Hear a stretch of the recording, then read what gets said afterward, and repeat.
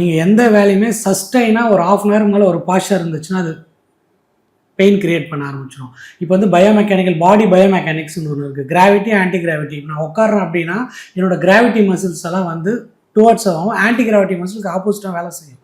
நான் ஒரே இடத்துல இப்படி உட்காந்து கம்ப்யூட்டரில் இப்படியே வேலை செஞ்சுக்கிட்டே இருந்தேன் அப்படின்னா என்னோட கிராவிட்டி மசில்ஸ் எல்லாம் வீக்காக ஆரம்பிச்சிடும், ஆன்டி கிராவிட்டி டைட்டாக ஆரம்பிச்சிடும். ஆட்டோமேட்டிக்காக டைட் இப்படி போயிடும். ரிப்பீட்டடாக டைட் போக போக போக என்ன ஆகும்னா ஒரு சைடு டைட்டு ஒரு சைடு வீக்கு. இதுதான் ஜாயிண்ட்டுக்கு எதிரியாக மாறும். இது என்ன பண்ணோம் அப்படின்னு பார்த்தீங்கன்னா இந்த டைட்னஸ் மசில் போகுது பாருங்க. இவை இப்படியே கம்ப்யூட்டர் வேலை செஞ்சாங்கன்னா பெக்டாலிஸ் மேஜர் மைனர்னு சொல்லுவாங்க. இது டைட் ஆயிரும்.